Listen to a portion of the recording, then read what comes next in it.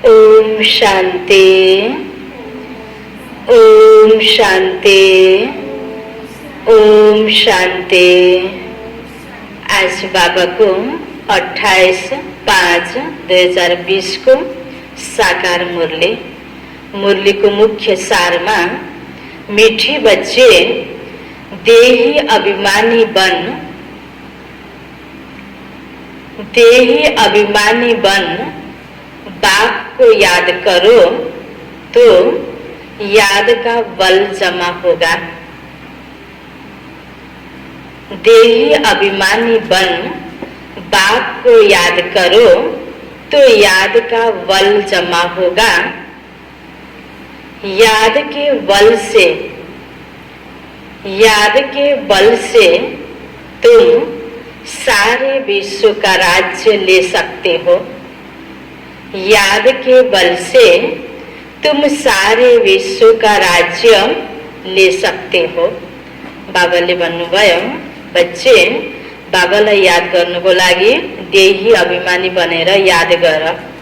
बाबा देही हुनुहुन्छ, बाबाको शरीर छैन। हामीले पनि बाबालाई याद गर्नुको लागि आफूलाई देही अर्थात आत्मा सम्झेर बाबालाई याद गर्छौं त बाबाको याद आउँछ। त यादको बलले हामीले आफूमा ताकत जमा गरेर भोलिको लागि विश्वको राज्य लिनको लागि योग्य बन्न सक्छौं। प्रश्नमा कौन सी बात तुम बच्चों के ख्याल ख्वाब में भी नहीं थी? कौन सी बात तुम बच्चों के ख्याल ख्वाब में भी नहीं थी जो प्रैक्टिकल हुए हैं? बाबा प्रश्न सोध्दै हुनुहुन्छ, कुन कुरा हामीले सोचेका पनि थिएनौं, हाम्रो ख्यालमा पनि थिएन, जुन कुरा अहिले प्रैक्टिकलमा भइरहेको छ? उत्तरमा तुम्हारे ख्याल ख्वाब में भी नहीं था, तुम्हारे ख्याल ख्वाब में भी नहीं था कि हम भगवान से राजयोग सीखकर, हम भगवान से राजयोग सीखकर विश्व के मालिक बनेंगे, विश्व के मालिक बनेंगे, राजाई के लिए पढ़ाई पढ़ेंगे, राजाई के लिए पढ़ाई पढ़ेंगे। अभी तुम्हें अथाह खुशी है, अभी तुम्हें अथाह खुशी है कि सर्वशक्तिवान बाप से बल लेकर, सर्वशक्तिवान बाप से बल लेकर हम सतयुगी स्वराज्य अधिकारी बनते हैं, हम सतयुगी स्वराज्य अधिकारी बनते हैं। बाबाले उत्तरमा भन्नुभयो कि तिम्रो ख्याल ख्वाबमा पनि थिएन कि भगवानबाट हामीले राजयोग सिक्छौं र राज्यको बलबाट हामीले विश्वमाथि राज्य गर्छौं। हामीले कसैले पनि पहिला यो सोचेकै थिएनौं। अहिले बाबा आउनुभयो, प्र्याक्टिकलमा साँच्चै नै भगवानले पढाइराख्नु भएको छ, राज्यको विद्या सिकाइराख्नु भएको छ।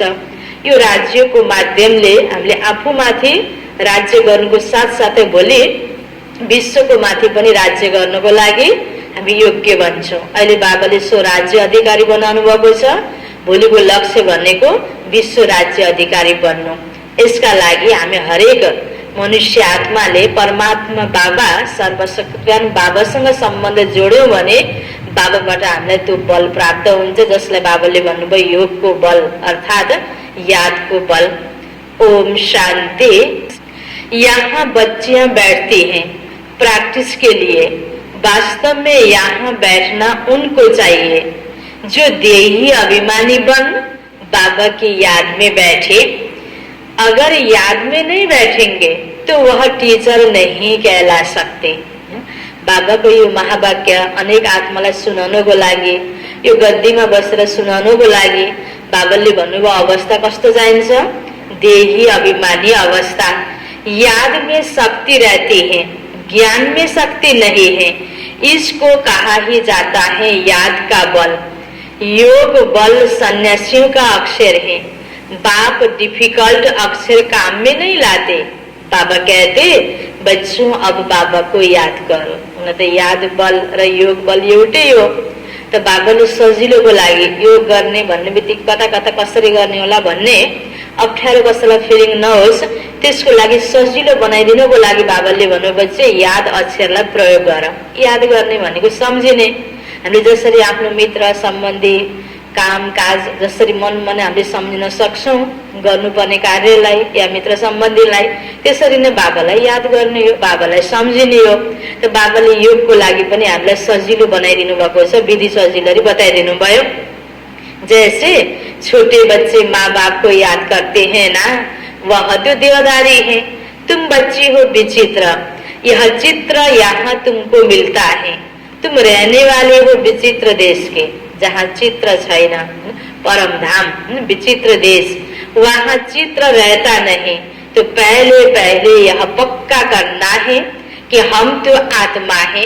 इसलिए बाबा कहते बच्चे देही अभिमानी बनो, अपने को आत्मा निश्चय करो। तुम निर्वाण देश से आए हो, परम धाम जसलाई निर्वाण धाम पनि भनिन्छ, जसलाई अहिले बाबाले भन्नुभयो विचित्र देश जहाँ शरीर विचित्र छैन। शरीर हामीले यही आएर लियौं, यही नै छोडेर जान्छौं। त बाबा भन्नुहुन्छ त्यस कारणले जानको लागि जसरी आएका थियौं, जस्तो आएका थियौं त्यसरी नै त्यस्तै जानको लागि अहिलेबाट यो अभ्यास हो कि म शरीर होइन आत्मा हो। आफूलाई आत्मा सम्झेर बाबालाई याद गर्नु, यही नै के हो त योग हो। तो बाबा भन्नुहुन्छ वह तुम सभी आत्माओं का घर है, निर्माण देश विचित्र देश, तुम सभी आत्माओं का घर है। यहाँ पाठ बजाने आते हो, तो पहले पहले कौन आते हैं? यह भी तुम्हारी बुद्धि में है। दुनिया में कोई नहीं जिसको यह ज्ञान हो। अब बाप कहते शास्त्र आदि जो कुछ पढ़ते हो उन सब को भूल जाओ। कृष्ण की महिमा, फलाने की महिमा कितनी करते हैं, गांधी की भी कितनी महिमा करते हैं, जैसे कि वह राम राज्य स्थापन करके गए हैं। परंतु शिव भगवानुबाज आदि सनातन राजा रानी के राज्य का जो कायदा था, बाबा ने राजयोग सिखाकर राजा रानी बनाया। उस ईश्वरीय रस्म रिवाज को भी तोड़ डाला। बोला राजा ही नहीं चाहिए, हमको प्रजा का प्रजा पर राज्य चाहिए। अब उसकी हालत क्या हुई? दुख ही दुख है, लड़ते झगड़ते रहते हैं, अनेक मतें हो गई हैं। वर्तमान विश्व को हालत। अभी तुम बच्चे श्रीमत पर राज्य लेते हो, इतनी तुम्हारे में ताकत रहती है जो वहाँ लश्कर आदि होता नहीं। डर की भी कोई बात नहीं। इन लक्ष्मी नारायण का राज्य था, अद्वैत राज्य था, दो थे नहीं जो ताली बजे, उसको कहा जाता है अद्वैत राज्य। तुम बच्चों को बाप देवता बनाते हैं, फिर दैत्य से दैत्य बन जाते रावण द्वारा। अभी तुम बच्चे जानते हो हम सारे विश्व के मालिक थे। तुमको विश्व का राज्य सिर्फ याद के बल से मिला था, अब फिर मिल रहा है। कल्प कल्प मिलता है सिर्फ याद के बल से। सत्य की दुनिया को राज्य, स्वर्ग दुनिया को राज्य बाहुबल को द्वारा होइन, याद को बलले, ईश्वरीय बलले नै प्राप्त हुन्छ। सर्वशक्तिवान बाप से बल मिलता है।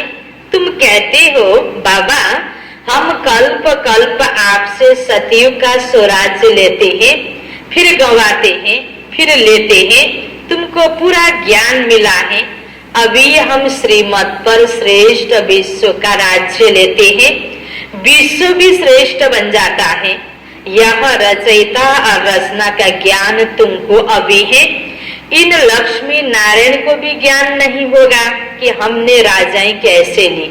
अलि यति बेला बाबाले पढाइ पढाउनु भएको छ राज्यको विद्या, यसको माध्यमले राजाई प्राप्त भएर पनि राजाई प्राप्त गरिसकेपछि लक्ष्मी नारायण देवी देवताहरूलाई यो ज्ञान हुँदैन कि हामीले पहिला अघिल्लो जन्ममा राज्यको सिखेर अहिले राज्य प्राप्त गरेका हौं। यहाँ तुम पढ़ते हो, फिर जाकर राजाई करते हो।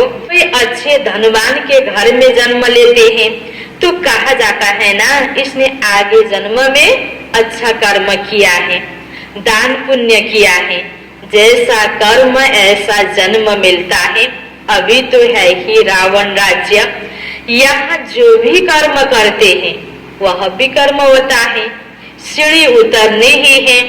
सबसे बड़े ऊंचे से ऊंच देवी देवता धर्म वालों को भी सीढ़ी उतरनी है।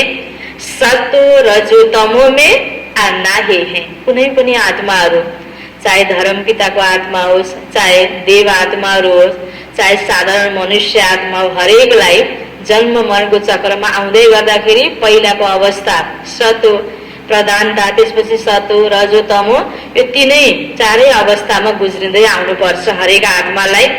सतो रजो तमो में आना है।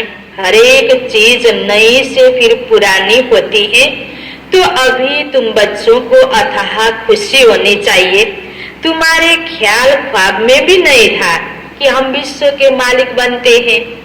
भारतवासी जानते हैं कि लक्ष्मी नारायण का सारे विश्व पर राज्य था। पूज्य थे सो फिर पुजारी बने हैं। गाया भी जाता है आपे ही पूज्य आपे ही पुजारी। अब तुम्हारी बुद्धि में यह होना चाहिए कि यह नाटक तो बड़ा वंडरफुल है। कैसे हम 84 जन्म लेते हैं उनको कोई नहीं जानते। शास्त्रों में 84 लाख जन्म लगा देते हैं। बाबा कहते यह सब भक्ति मार्ग के गपोड़े हैं। कुनै पनि मनुष्य आत्माले 84 लाख जन्म लिँदैन, अनेक योनिमा जानु पर्दैन। मनुष्यकै जन्म हो, जम्मा धेरै भन्दा धेरै लिनेको 84 जन्म बाबाले भन्नुभएको छ, मैक्सिमम मिनिमम 1 जन्म।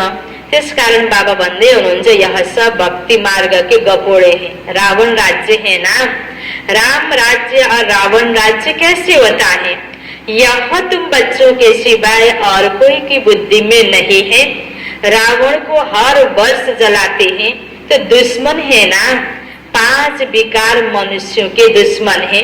रावण है कौन, क्यों जलाते हैं, कोई भी नहीं जानते। जो अपने को संगम युगी समझते हैं उनकी स्मृति में रहता कि अभी हम पुरुषोत्तम बन रहे हैं। पुरुषोत्तम संगम युगमा जसले भगवानसँग पढाइ पढेको छ उसैले नै आफूलाई के सम्झिन्छ, म संगम युगी हुँ। जो संगम युगमा छ उसैले आफूलाई पुरुषोत्तम बन्दैछु भनेर पुरुषार्थको प्रति पनि ख्याल गर्छ। भगवान हमको राजयोग सिखलाकर नर से नारायण, भ्रष्टाचारी से श्रेष्ठाचारी बनाते हैं। तुम बच्चे जानते हो हम ऊंचे से ऊंचे निराकार भगवान हमको पढ़ाते हैं। कितनी अथाह खुशी होनी चाहिए। स्कूल में स्टूडेंट की बुद्धि में रहता है ना, हम स्टूडेंट हैं, वह तो है कॉमन टीचर, पढ़ाने वाला। यहाँ तो तुमको भगवान पढ़ाते हैं। जब पढ़ाई से इतना ऊंच पद मिलता है तो कितना अच्छा पढ़ना चाहिए। है तो बहुत सहज, सिर्फ सवेरे आधा पौना घंटा पढ्ना है। बाबाको यो पढाइ जीवनमा हामीले अन्य कार्यको लागि, शरीरसँग सम्बन्धित खानु लाउनु, जीवन निर्वाहको लागि कति समय दिएका हुन्छौँ, कति खर्च गरेका हुन्छौँ। यो आत्म उन्नतिको पढाइको लागि बाबाले भन्नुहुन्छ तिमीलाई धेरै समय पनि दिनु पर्दैन, त्यति धेरै मेहनत पनि छैन, यति सजिलो पढाइ छ। सिर्फ तिमीले बिहानको टाइम 1 आधा घंटा हैन, पौना घंटा टाइम यो पढ़ाई में देव। सारा दिन धंधे आदि में याद भूल जाते हैं, इसलिए यहाँ सवेरे आकर याद में बैठते हैं। कहा जाता है बाबा को बहुत प्रेम से याद करो। बस बाबा आप हमको पढ़ाने आए हैं। अभी हमको पता पड़ा कि आप 5000 वर्ष बाद आकर पढ़ाते हैं। आज भन्दा ठीक 5000 वर्ष पहिला बाबा यहाँ पढाउन आउनुभएको थियो, अहिले आउनुभएको छ। फेरि 5000 वर्ष पछि पनि बाबा आउनुहुन्छ। हरेक 5000 वर्षमा यो सृष्टि रिपिट हुन्छ, यो चक्र रिपिट हुन्छ, हरेक आत्माको एक रिपिट हुन्छ 5-5 हजार वर्षमा। बाबा के पास बच्चे आते हैं तो बाबा पूछते हैं आगे कब मिले हो। ऐसा प्रश्न कोई भी साधु सन्यासी आदि कभी पूछ न सके। यो भन्दा पहिला कहिले भेट भएको थियो यो बाबाले नै सोध्नुहुन्छ। र बाबाले हामीलाई के सिकाउनु भएको छ, हरेक 5000 वर्षमा हाम्रो भेट हुन्छ। तो बाबाले जब सोध्नुहुन्छ बच्चे तिमी पहिला कहिले भेट भएका थियो, 5000 वर्ष पहिला। बच्चाहरूको उत्तर वहां तो सत्संग में जो चाहे जाकर बैठते हैं, बहुतों को देखकर सब अंदर घुस जाते हैं। तुम भी अभी समझते हो, हम गीता रामायण आदि कितना खुशी से जाकर सुनते थे, समझते तो कुछ नहीं थे। वह सब भक्ति की ही खुशी है। बहुत खुशी में नाचते रहते हैं, परंतु फिर नीचे उतरते आते हैं, किस्म किस्म के हठ योग आदि करते हैं, तंदुरुस्ती के लिए ही सब करते हैं। तो बाबा समझाते हैं यह सब है भक्ति मार्ग की रस्म रिवाज। रचयिता रचना को कोई भी नहीं जानते। भक्तिमा कति विधि छ, भगवानलाई खुसी पार्ने भनेर, आफूलाई केही प्राप्ति गर्ने भनेर बाबा भन्नुहुन्छ विभिन्न प्रकारको विधि अपनाउँछन्, अनेक प्रकारको हठयोग आदि अभ्यास पनि गर्छन्, तर पनि त्यहाँ के छैन, ज्ञान छैन रचयिता र रचनाको बारेमा क्लियर। तो बाँकी रहा ही क्या? रचयिता रचना को जानने से तुम क्या बनते हो और न जानने से तुम क्या बन पड़ते हो? तुम जानने से साल्वेंट बनते हो और न जानने से इनसाल्वेंट बन पड़े हैं, गपोड़ी मारते रहते हैं। कति पवित्र अवस्था थियो, निर्विकारी अवस्था थियो हरेक मानव आत्माको। त्यो मानव आत्माको प्रभावले प्रकृति पनि कति सतो प्रधान थियो। अब अहिलेको अवस्था प्रकृति तमो प्रधान छ। तो प्रकृति तमो प्रधान किन बन्यो? मनुष्य आत्माको सोच, मनुष्य आत्माको कर्मको प्रभाव प्रकृतिमा पर्यो। त अहिले बाबा भन्नुहुन्छ फरक के भयो? रचयिता र रचना नजान्नाले, भगवानसँग सम्बन्ध विच्छेद हुनाले आज यो दुनियाको अवस्था, यो अवस्था हालत भयो। गप्पोड़े मारते रहते, क्या क्या दुनिया में होता रहता है, कितने पैसे सोना आदि लूटते हैं। मनुष्य आत्मा को आचरण बिगड़े गयो। अब तुम बच्चे जानते हो वहां तो हम सोने के महल बनाएंगे। कहाँ बनाएंगे सोने के महल? सतीग में बनाएंगे। बैरिस्टरी आदि पढ़ते हैं तो अंदर में रहता है ना, हम यह इम्तिहान पास कर फिर यह करेंगे, घर बनाएंगे। तुमको क्यों नहीं बुद्धि में आता है कि हम स्वर्ग का प्रिंस प्रिंसेस बनने के लिए पढ़ रहे हैं? खुशी कितनी रहनी चाहिए। भगवानले पढाउँदै हुनुहुन्छ, डाइरेक्ट भगवानले ब्रह्मा मुखद्वारा उच्चारेको महावाक्य सुन्दैछौँ। लक्ष्य दिनुभएको छ देवी देवता बन्नको लागि।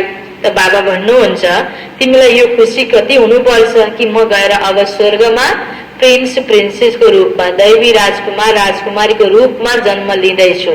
त कति खुसी हुनुपर्छ। परन्तु बाहर जाने से खुशी गुम हो जाती है। सुन्दाखेरि सुनिरहँदाखेरि खुसी हुन्छ, बाहिर गएपछि बिर्सियो भने फेरि खुसी पनि गायब भयो। छोटी छोटी बच्चियां इस ज्ञान में लग जाती हैं, संबंधी कुछ भी समझते नहीं, कह देते जादू है। ज्ञान मन पर्यो, जीवनमा अप्नाउन मन लाग्छ। जसले ज्ञान सुनेको छैन, परिवारमा विरोध हुन्छ, फलानु मेरो छोरी त्यहाँ गयो ब्रह्मकुमारको जादू लाग्यो, हैन? कति बेला नबुझेर पनि यस्तो भन्ने गर्छन्। कहते हैं हम पढ़ने नहीं देंगे। इस हालत में जब तक सगीर है तो माँ बाप का कहना मानना पड़े, हम ले नहीं सकते, बहुत खिटपिट हो पड़ती है। त्यस कारणले बाबाको यज्ञमा सिस्टम बनेको छ, हैन? 18 वर्षभन्दा माथि पुगेकोलाई मात्रै सेवाको लागि पनि माता पिताको, घरको कुनै अभिभावकको अनुमतिले मात्रै सेवामा, यो संस्थामा हामी पसेर सेवा गर्न सक्छौं।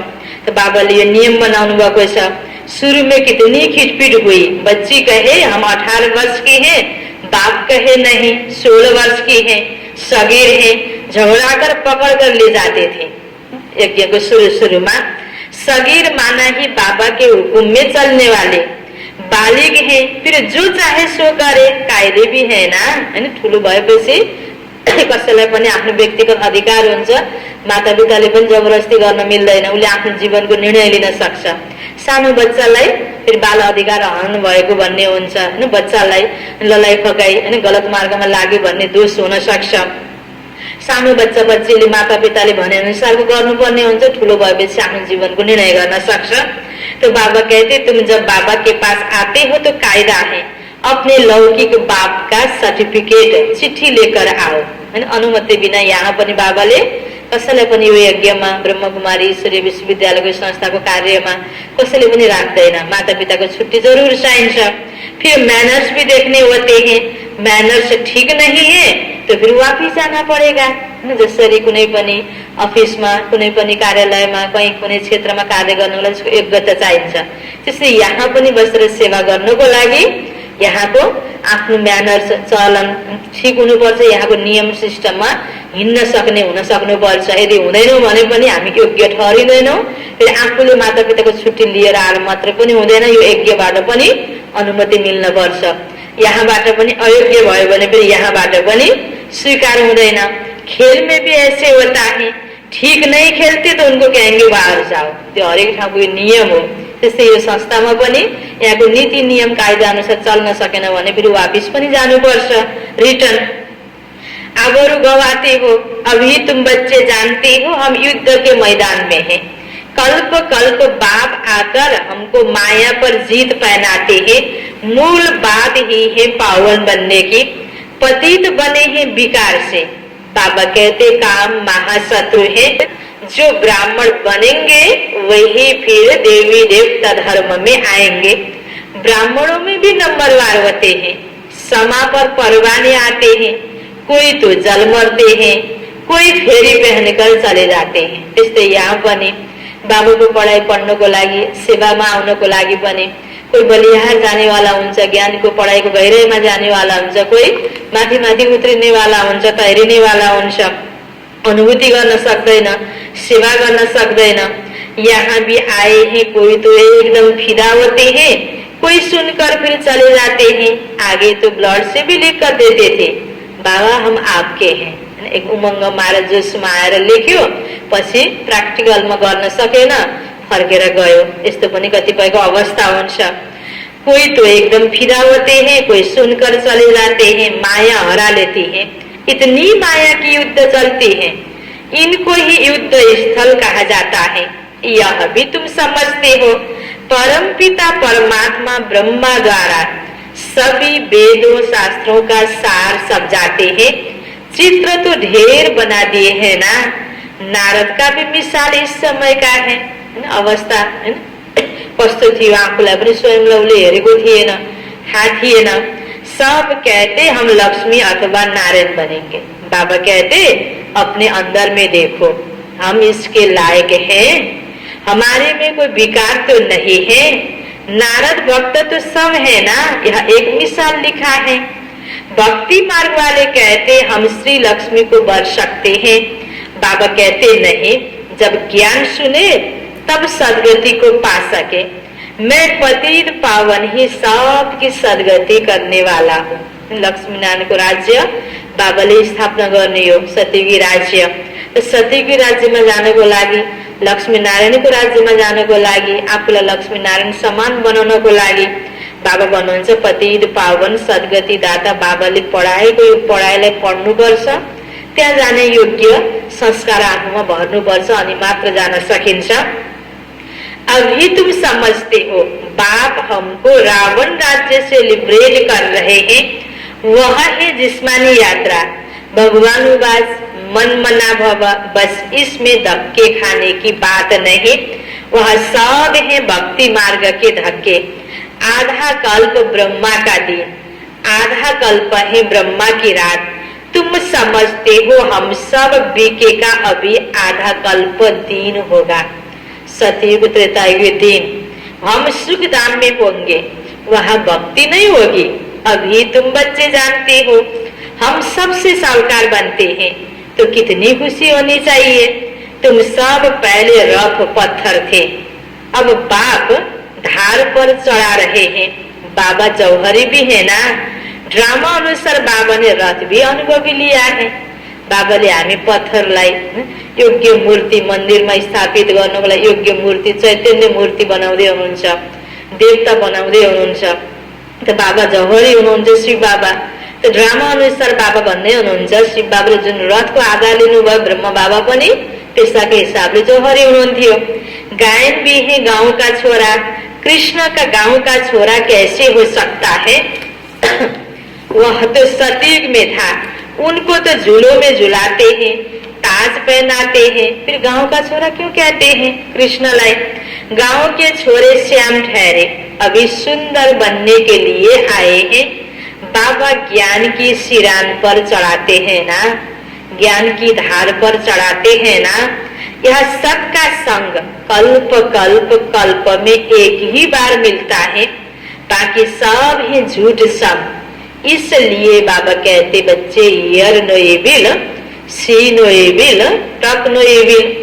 ऐसी बातें मत सुनो जहां हमारी और तुम्हारी ग्लानि करते रहते हैं। जो कुमारियां ज्ञान में आती हैं वह तो कह सकती हैं कि हमारा बाप की प्रॉपर्टी में हिस्सा है, क्यों ना हम उनसे भारत की सेवा अर्थ सेंटर खोलो, कन्यादान तो देना ही है, वह हिस्सा हमको दो तो हम सेन्टर करें। जहाँ हामीले जीवन दिएका छौँ, हामी लागेका छौँ सेवामा भने हामीले आफूसँग भएको आफ्नो हिस्साको धन पनि लिएर सेवामा लगाउन सक्छौँ हैन। जहाँ हाम्रो तन छ त्यहाँ हाम्रो मन, त्यही हाम्रो धन हामीले लगाउन सक्छौँ। त्यसकारण बाबा भन्नुहुन्छ जसले ज्ञान बुझेको छ भने आफ्नो धनको पनि यो सही कार्यमा सफल गर्न सक्छ प्रयोग गरेर। बहुतों का कल्याण होगा, ऐसी युक्ति रचनी चाहिए। यह है तुम्हारी ईश्वरीय मिशन। तुम पत्थर बुद्धि को पारस बुद्धि बनाते हो। जो हमारे धर्म के होंगे वह आएंगे। एक ही घर में देवी देवता धर्म का फूल निकल आएगा, बाकी नहीं आएंगे। मेहनत लगती है ना। बाबा सभी आत्माओं को पावन बनाकर सबको ले जाते हैं। इसलिए बाबा ने समझाया था संगम के चित्र पर ले आओ। इस तरफ है कलयुग, उस तरफ है सतयुग। सतयुग में है देवताएं और कलयुग में है असुर। इसको कहा जाता है पुरुषोत्तम संगम युग। तो बाबा ही पुरुषोत्तम बनाते हैं। जो पढ़ेंगे वह सतयुग में आएंगे, बाकी सब मुक्ति धाम में चले जाएंगे, फिर अपने अपने समय पर आएंगे। यह गोले का चित्र बड़ा अच्छा है। बच्चों को सर्विस का शौक होना चाहिए। हम ऐसी ऐसी सर्विस कर गरीबों का उद्धार कर उनको स्वर्ग का मालिक बनाएंगे।